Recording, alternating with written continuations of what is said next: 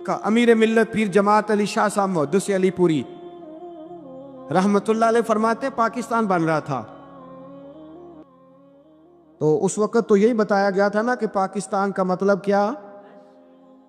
پاکستان کا مطلب کیا؟ لا الہ الا اللہ کہتے یہ بتایا گیا تھا۔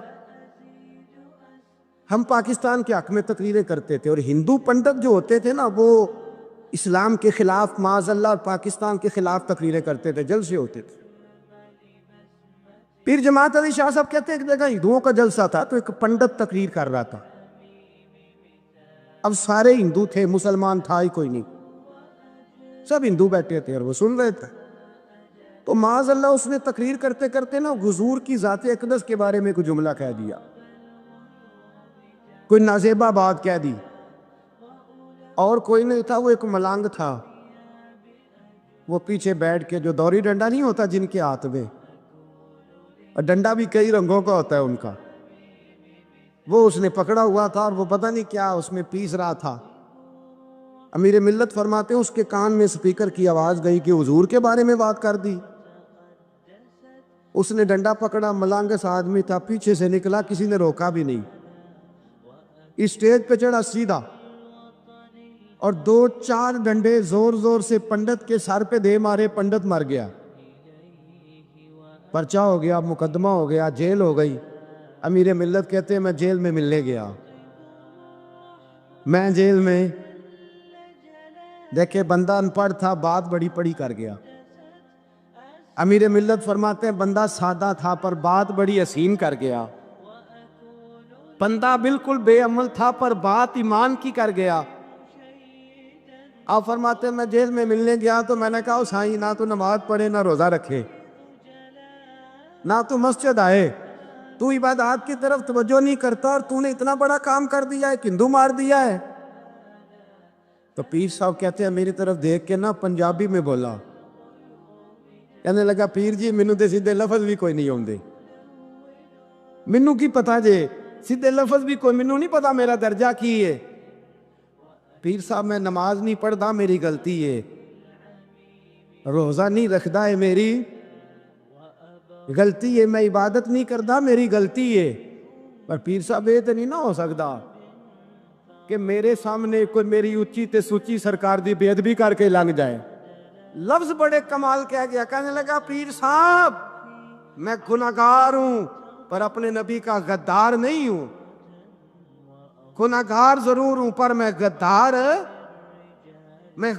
نہیں کہ میرے سامنے کوئی رسول اللہ کے بارے میں آ کے پوچھ لیتے ہیں لوگ مسئلہ۔ کہتے ہیں ایک مولوی ملا تھا، کہہ رہا تھا حضور کو علم غیب نہیں، میں نے کہا تینوں ملیا سی مینوں ملدا دسنا سی میں انہوں، تجھے ملا تھا نا اور تو نے سن لی بات، کیسے سن لی، کیسے تیرے دل میں خیال آیا؟ وہ تیرے سامنے تیرے مصطفیٰ کے علم کی توہین کر گیا، وہ تیرے سامنے رسول اللہ کے اختیار کی توہین کر گیا، وہ تیرے سامنے بیٹھ کر نبی پاک کے صحابی کی بے ادبی کر گیا، حضور کی اہل بیت کی بے ادبی کر گیا، اور تو سنتا رہا، یہ ہو کیسے گیا؟ سنو میرے اعلیٰ حضرت فرماتے ہیں میرے باپ کو کوئی گالی نکالے میں سن لوں گا، میرے بڑوں کو کوئی برا بلا کہے میں سن لوں گا، لیکن اگر میرے مصطفیٰ کے بارے میں بات کرے گا تو زبان پکڑ کے کھینچ لوں گا، زبان کھینچوں گا۔ غیرت ایمانی پیدا کرے مغز قرآن روح ایمان جانے دی ہست حب رحمت للعالمین۔ اگر حضور کا پیار نہیں تو ایمان مکمل، ہر چیز سے بڑھ کر ذات رسالت سے پیار، ہر چیز۔ حضرت سیدنا ابو بکر صدیق فرماتے ہیں میں حضور کے سامنے بیٹھا تھا، ایک شخص آیا، اس نے آ کر کے کہا یا رسول اللہ صلی اللہ تعالی علیہ وآلہ وسلم یہ میرے ہاتھ کے اندر خنجر ہے، میں قتل کر کے آیا ہوں۔ قاتل کھڑا ہوا، ایک طرف قرآن مجید کا حکم ہے کہ جس نے ایک آدمی کو قتل کیا پوری انسانیت کو قتل کیا، حضور یہ خنجر ہے قتل کر کے آیا ہوں۔ میرے مصطفیٰ نے فرمایا کس کو قتل کیا؟ عرض کی حضور سگی بہن کو مارا، سگی بہن تھی میں نے قتل کر دی۔ میرے نبی پاک صلی اللہ علیہ وسلم نے فرمایا کیوں مارا؟ پیار نہیں تھا؟ کہا محبوبہ بہن سے کس کو پیار نہیں ہوتا، بڑا پیار تھا، پر مارا کیوں؟ تو صحابی رونے لگے، کہنے لگے محبوبہ میں بڑا پیار کرتا تھا، پر وہ کافرہ تھی، مشرکہ تھی، بڑا پیار کرتا تھا، جب بھی اس کے پاس جاتا وہ آپ کے بارے میں بات چھیڑ دیتی، میں اس کو کہتا سارا کچھ کر لے میرے نبی کے بارے میں بات نہ کریں، میں ہر شے سہ لیتا ہوں، پر مصطفیٰ کریم کی ذات کے بارے میں کوئی بات برداشت کرنے کی طاقت نہیں رکھتا، یہ والا جملہ نہ کہنا۔ میں اس کو روکتا، منع کرتا، وہ باز نہ آتی۔ کہتے ہیں آج اس نے اتنی سخت بات کی کہ میں اس کا گلا کاٹ آیا ہوں، قتل کر دیا ہے، حضور میرے لیے حکم کیا ہے؟ تو نبی پاک نے فرمایا جا، تیرے اوپر کوئی سزا نہیں، تو نے جو کیا ہے اچھا ہی کیا ہے، یہ اچھا کر ڈالا ہے جو تو نے کیا ہے۔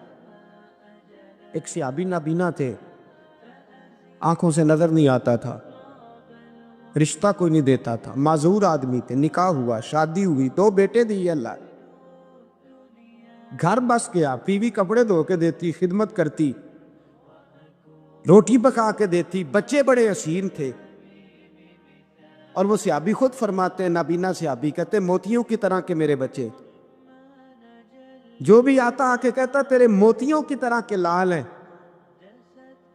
لیکن آپ فرماتے ہیں ایک صبح اعلان ہو گیا، مدینے میں شور ہو گیا کہ اس نابینا صحابی کی بیوی قتل ہو گئی،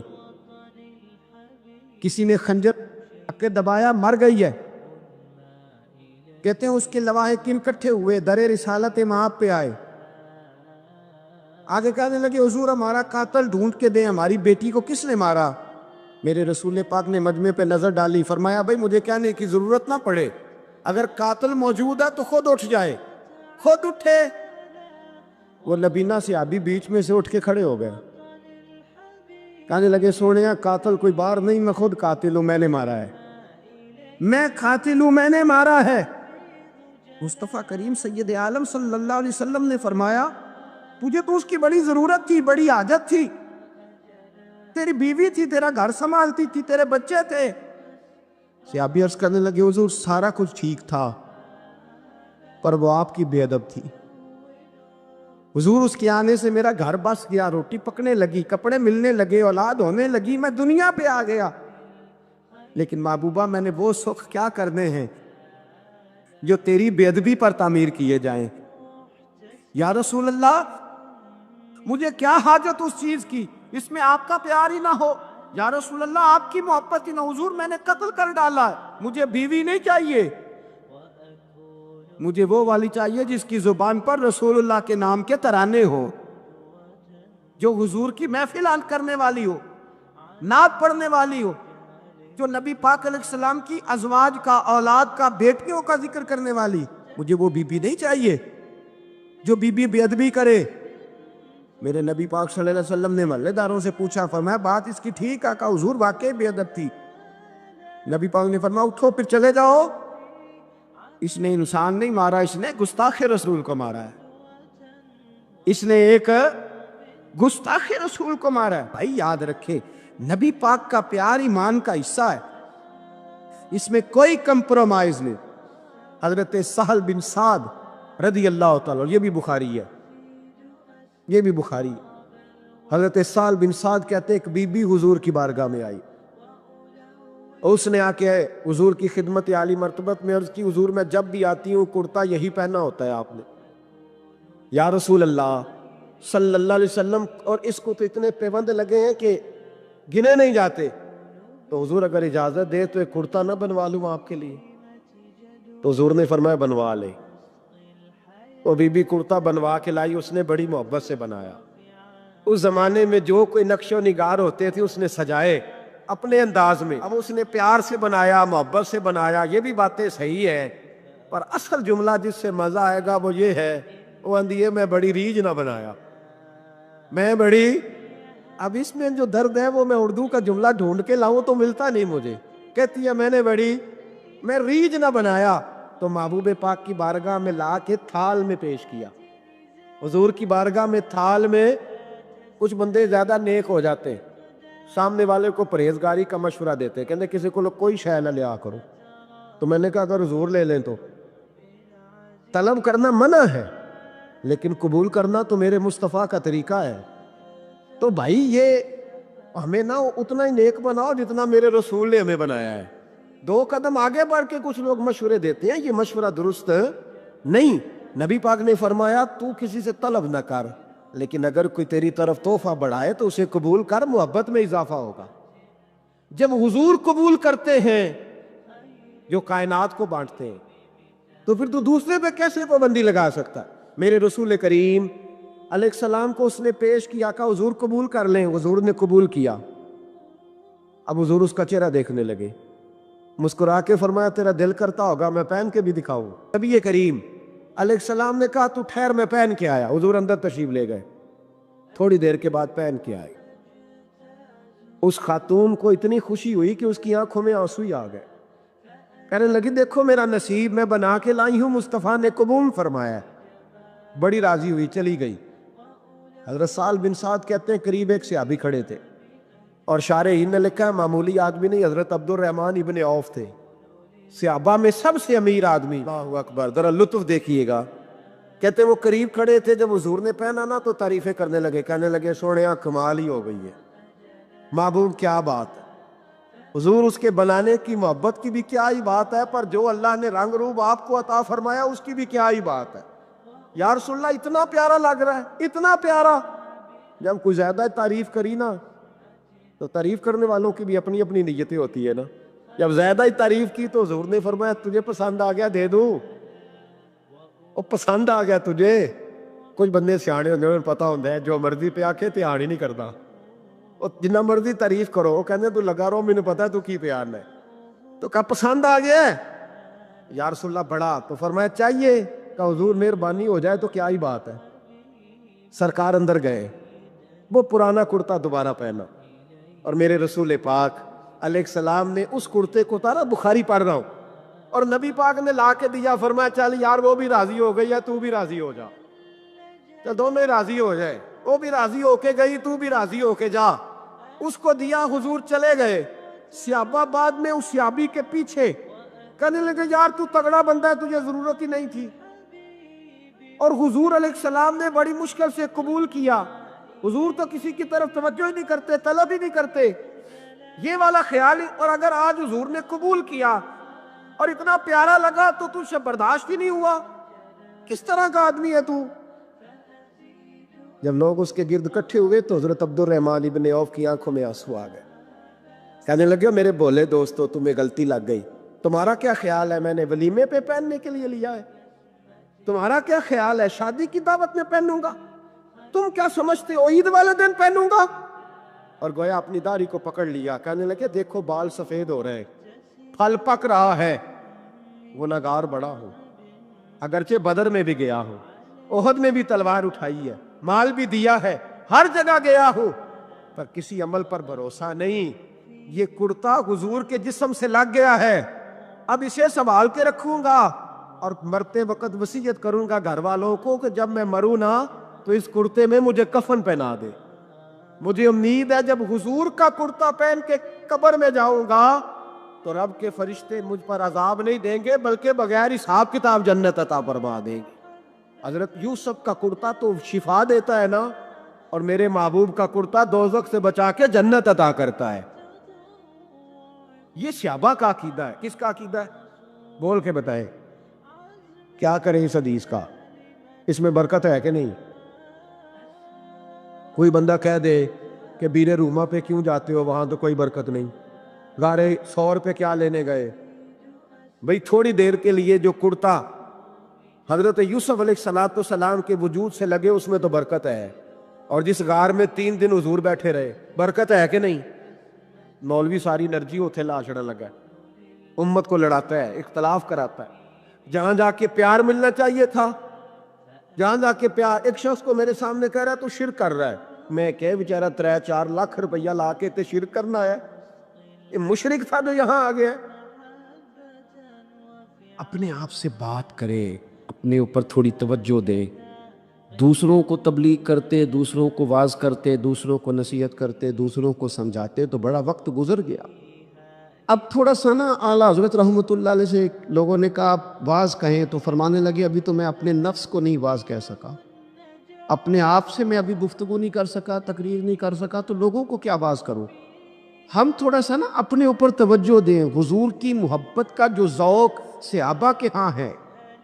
آج بڑے سارے لوگ نہیں ہیں جو بچ بچ کے بات کرتے ہیں، بچ بچ کے۔ میں تو اپنے زمانے میں دیکھتا ہوں کہ سیاسی لیڈروں کے نعرے لگاتے وقت لوگوں کو کوئی کسی قسم کی آر محسوس نہیں ہوتی۔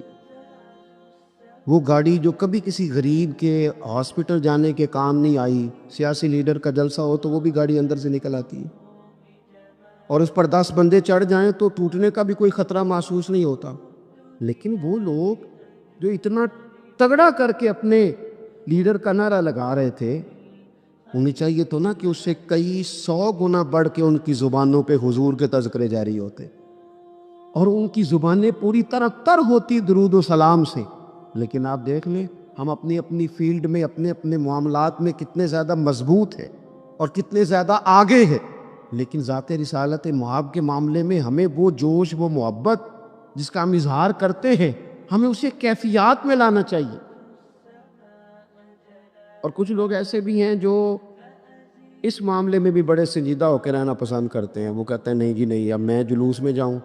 اور میں حیران ہوتا ہوں، جو قوم روز کوئی نہ کوئی جلوس نکالتی ہے، وہ نبی پاک کا جلوس آتا ہے تو وہ شرعی دلائل پوچھنے شروع کر دیتی ہے کہ بھئی اس پر کوئی دلیل ہے؟ تو میں نے کہا یہ جو روز نکلتے ہیں ان پر دلیلیں ہیں؟ کبھی کسی نے سوال نہیں کیا، کبھی کسی شخص نے کوئی بات نہیں کی، اور یہاں لوگ دلائل کی دنیا میں اتر آتے۔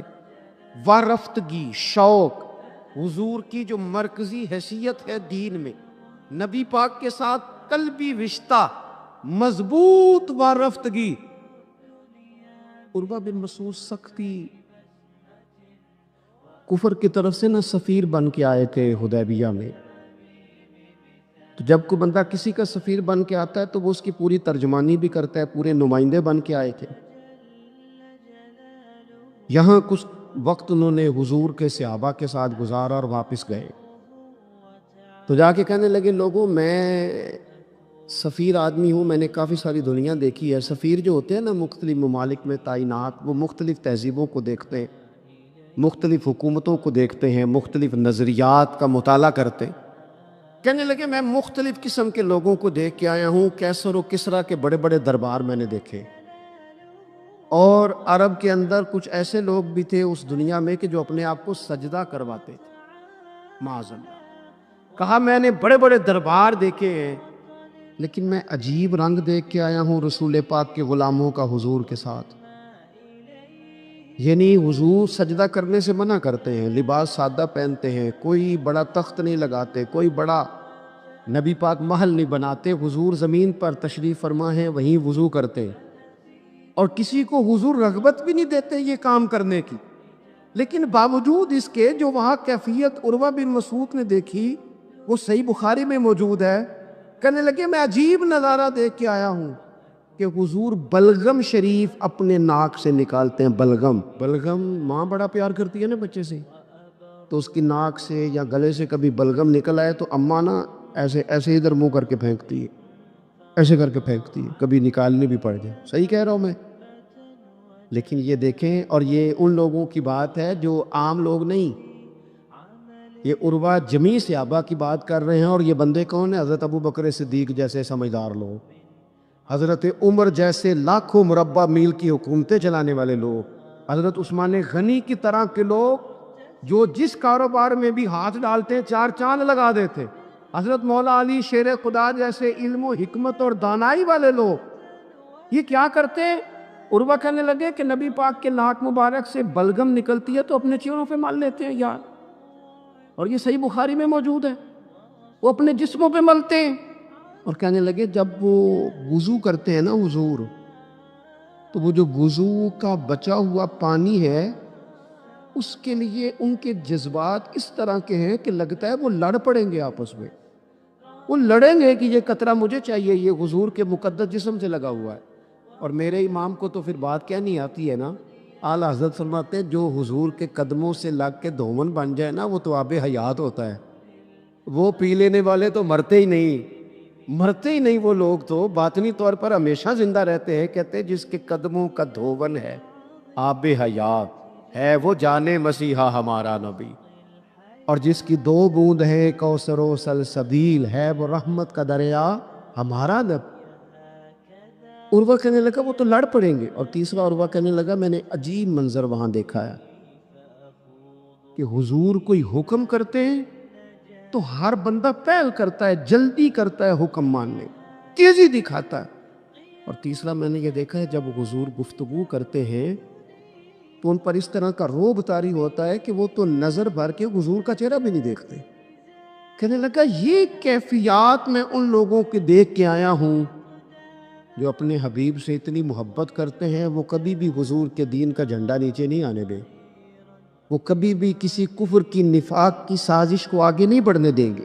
تو کافر تو کل بھی اس بات کا اظہار کر رہا تھا کہ ہمیں جو ڈر لگتا ہے مسلمانوں سے وہ اس بات سے لگتا ہے یہ اپنے نبی کے ساتھ بڑے جڑے ہوئے، ان کا رشتہ حضور کے ساتھ بڑا مضبوط ہے. اور امت سوال جواب کر رہی ہے، امت ترازو لے کے بیٹھی ہے کہ اتنا علم تھا معاذ اللہ اور اتنا نہیں تھا، یہ کر سکتے تھے اور یہ نہیں کر سکتے، ان کو یہ کہنا چاہیے اور یہ نہیں کہنا چاہیے. بھئی یہ تو ہمارے بزرگ پرانا فیصلہ کر گئے. وہ کہتے ہیں بعد از خدا بزرگ توئی قصہ مختصر، اور حضور رب کے بعد سب سے بڑے ہیں، یہی مختصر قصہ ہے. تو حضور سید عالم کے ساتھ جو قلبی وابستگی ہے نبی کریم علیہ السلام نا مدینہ شریف میں جب ہجرت کر کے تشریف لے گئے تھے تو حضرت ابو ایوب انصاری رضی اللہ تعالیٰ عنہ کے گھر میں حضور نے قیام فرمایا تھا. ہمارے پاس بہت ساری چیزیں ایسی ہوتی ہیں جن کی طلب بڑی ہوتی ہے لیکن جب وہ حاصل ہو جاتی ہیں پھر ان کی طلب نہیں رہتی. ایک چیز آپ کے پاس ہمیشہ رہنے لگ جاتی ہے پھر اس کے ادب آداب زیادہ نہیں رہتے. یہ ایک مزاج ہے عام آدمی. چلے میں اپنی بات بتاتا ہوں آپ کو. عام آدمی جو ہوتا ہے نا وہ قرآن شریف کے غلاف کو بھی چومتا ہے، پھر قرآن پاک کو بھی چومتا ہے، پھر وہ بڑے احترام سے کھول کے رکھتا ہے. لیکن ہمارے مدارس میں جو حافظ ہوتے ہیں وہ نہیں زیادہ چومتے، ان کے پاس رہتا ہے نا ہر وقت، وہ لا کے رکھتے، ادب کرتے ہیں، کوئی بے ادبی نہیں کرتے اللہ معاف کرے. لیکن جس طرح سے عام آدمی اس کو بار بار چومتا ہے یا ذوق کا اظہار کرتا ہے، دیکھیں حافظ بیچ بیچ میں سے ناراض ہونے لگ گیا مجھ سے. آپ ناراض نہ ہوں لیکن چلو بات کر تو لینے دو نا جو ٹھیک ہے، وہ کر لینے دو. یہ ہوتا ہے بعض اوقات جو چیز بالکل قریب آ جاتی ہے نا، یعنی ایک چیز آپ کا مقصود ہے اور اگر وہ مقصود مل گیا تو وہ جو درویش نے کہا تھا نا کہ یہی بہتر ہے کہ پردوں میں وہ پردہ پوش رہے، اس کی بھی بڑی حکمتیں ہوتی ہیں. اس لیے کہ جو تڑپ ملنے کی تڑپ کی جو لذت ہے وہ کئی دفعہ وصال کی لذت نہیں ہوتی. تو یہی بہتر ہے کہ پردوں میں وہ پردہ پوش رہے، اور وہ اگر پردے ہٹا دے تو پھر کسے ہوش رہے. جب آپ کو وہ چیز میسر آ جاتی ہے تو پھر اس کی قدر. اسی لیے حضرت عمر فاروق رضی اللہ تعالیٰ عنہ کا یہ طریقہ تھا کہ جب لوگ حج کر لیتے تھے نا تو فرماتے تھے حج ہو گیا اب اپنے اپنے گھر جاؤ، زیادہ دیر نہ رہو حرم شریف میں، زیادہ دیر رہو گے تو قدر نہیں کرو، اب جاؤ. بڑی دلچسپ ہوتی ہیں بے ترتیب ملاقاتیں. کبھی کبھی ملنے میں ذوق زیادہ ہوتا ہے، لطف زیادہ ہوتا ہے، طمانینت زیادہ ہوتی.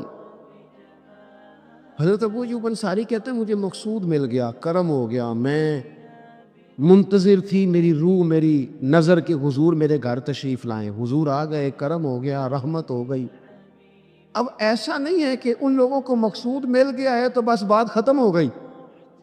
اب وہ سمجھ گئے کہ میرے تو گھر آ گئے تو میرے لیے تو ساری بات ہی کھل گئی ہے.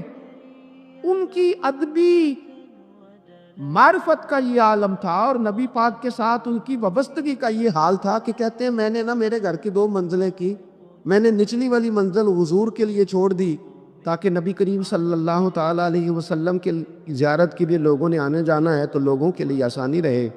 فرماتے ہیں نیچے حضور آرام فرما ہیں اور میں اوپر والی منزل پہ تھا، جا کے چارپائی پہ لیٹ گیا. یہ مسلم شریف میں آپ کو ملے گا، اس کی اصل ملے گی آپ کو. فرماتے ہیں میں آرام سے جا کے چھت پہ لیٹ گیا، رات کا تھوڑا سا پہر گزرا تو میرے دل میں خیال آیا وہ ایوب تو اوپر ہے اور حضور نیچے؟ اے پائے نظر ہوش میں آ، یہ کوہ نبی ہے، آنکھوں سے بھی چلنا یہاں بے ادبی ہے۔ اور امام فرماتے ہیں حرم کی زمین اور قدم رکھ کے چلنا، ارے سر کا موقع ہے وہ جانے والے، کہا حضور نیچے؟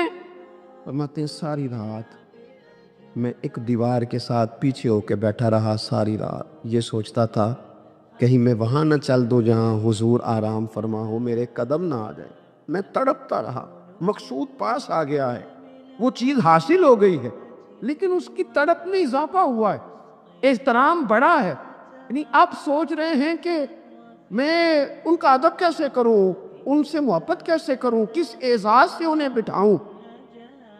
فرماتے ہیں کہ تڑپ کے میں صبح حاضر بارگاہ ہوا، میں نے کہا یا رسول اللہ کریم کرم ہو جائے، میری تو بساط ہی نہیں، میں چھت پہ کیسے گزارا کروں گا؟ تو حضور فرمانے لگے میرے پاس تو لوگوں نے آنے جانا ہے، میں تو نیچے ذرا آسانی محسوس کرتا ہوں، یہی ٹھیک۔ یا رسول اللہ آپ کی بات ٹھیک ہے، پر کریم اگر کرم ہو جائے نا تو مہربانی ہوگی۔ اللہ کے رسول نے جب نظر مبارک اٹھا کے حضرت ابو ایوب انصاری کا چہرہ دیکھا نا، خیال آیا مسلمان نیک و بد پہچان جاتے ہیں اور محمد تو آدمی کے دل کی باتیں جان جاتے ہیں صلی اللہ تعالی علیہ وسلم۔ حضور نے جب نظر فرمائی اور ان کی آنکھوں میں چمکتے ہوئے آنسو دیکھے تو حضور فرمانے لگے میں سمجھ گیا ہوں تو نہ اوپر رہ پائے گا نہ سو پائے گا، تو بچے لے کے نیچے آ جا، میں ہی اوپر چلا جاتا ہوں۔ صحابہ کی وہ جو خاص قلبی کیفیات ہیں رسول پاک کے ساتھ، میرے سنگیوں دیکھو میلاد شریف کا جو جھنڈا ہے وہ بھی میلاد شریف کا ہی ہے، وہ میلاد کا جھنڈا، ایسا نہ ہو کہ میلاد کا جھنڈا کسی گلی میں پڑا ہوا نظر آئے، میلاد پہ چھپنے والا اشتہار پوسٹر کسی جگہ گرا ہوا نظر آئے۔ یہ جو لنگر شریف ہے نا، تبرک کے چاول، یہ حضور کے میلاد سے وابستہ ہیں، یہ گلیوں میں بکھرے ہوئے نظر نہ آئے۔ اس طرح کی کیفیات نہ ہو کہ محسوس ہو کہ جناب یہ تو احترام والے لوگ ہیں، یہ لوگ تو حضور کی محبت کی بات کرتے۔ محبوب کی نسبتوں کا احترام بھی محبت ہی کا ایک پہلو ہوتا ہے، خاص وارفتگی نبی پاک کی ذات کے ساتھ خاص۔ اور پھر ان لوگوں نے نا ان چیزوں کو بھی چھیڑا جن کی شریعت میں گنجائش تھی۔ شریعت کے دو حکم ہیں، ایک عزیمت ہے، ایک رخصت ہے۔ ایک یہ ہے کہ اگر حالات بڑے سخت ہیں، بڑے گڑبڑ ہیں تو آپ تھوڑی دیر کے لیے سائٹ پہ ہو جائیں، رخصت ہے، اجازت ہے۔ اور ایک یہ ہے کہ آپ ڈٹ جائیں نا حالات کے سامنے، پھر اللہ مددگار ہے۔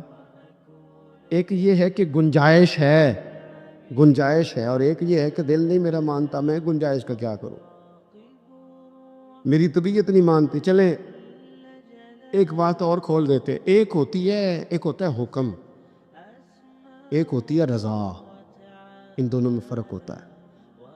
وہ جی میں نے حضرت صاحب سے کہا جی مجھے اجازت ہے میں جاؤں،